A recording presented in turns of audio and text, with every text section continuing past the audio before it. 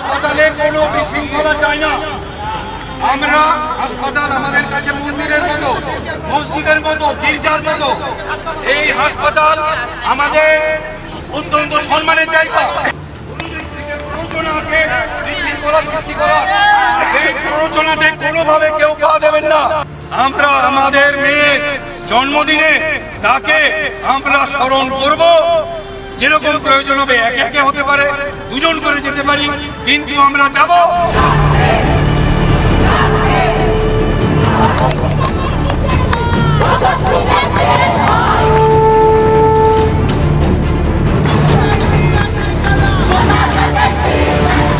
একটা শান্তিপূর্ণ মিছিল, আর তাতেও বাদ থাকলো না পুলিশের বাধা।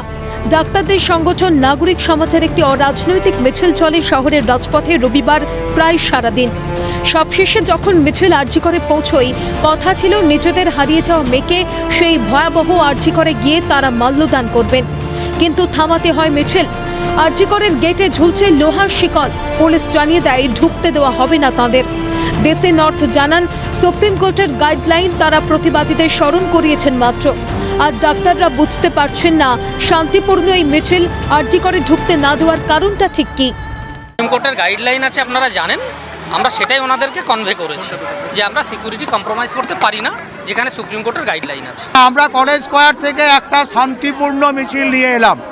আমরা বলেছিলাম মৌন মিছিল। আমাদের আন্দোলনকারীরা এতটাই শৃঙ্খলাবদ্ধ, তারা কেউ কোনো স্লোগান মিছিল চলাকালীন দেননি। 6 মাস ধরে আমরা আন্দোলন করছি, রাস্তায় আছি। কি কারণের জন্য আপনাদের ঢুকতে দেওয়া হচ্ছে না? পুলিশ বা তারা কেন মনে করলেন যে আমাদেরকে আটকাতে হবে আমরা জানি না। আধিকারিকরা তারা গেট আটকে দাঁড়িয়েছিলেন, আমরা জানি না। সিআইএসএফ এবং কলকাতা পুলিশের মধ্যে কি আলোচনা হয়েছে। আমরা কিন্তু গত 2 দিন ধরে এই বিষয়ে বারবার আলোচনা করেছি।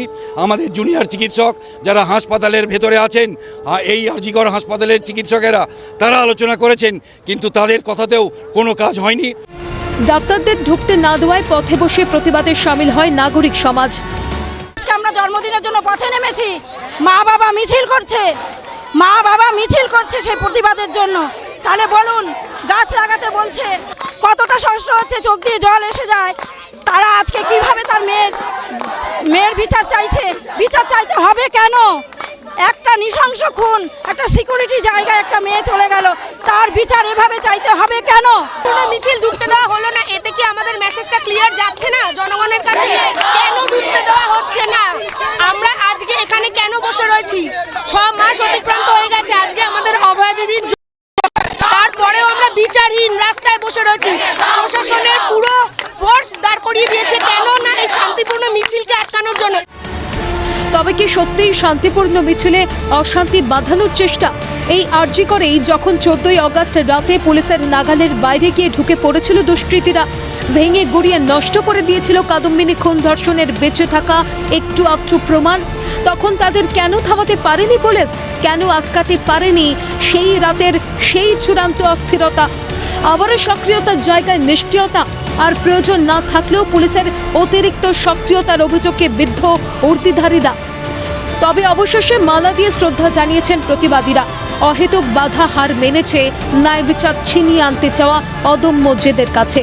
ক্যামেরায় জনি মণ্ডল, সায়ন চক্রবর্তী ও গোপাল তফাদারের সঙ্গে বিক্রান্ত রায়, সুদীপ্ত পাল ও রেশমি দাসের রিপোর্ট, ক্যালকাটা নিউজ।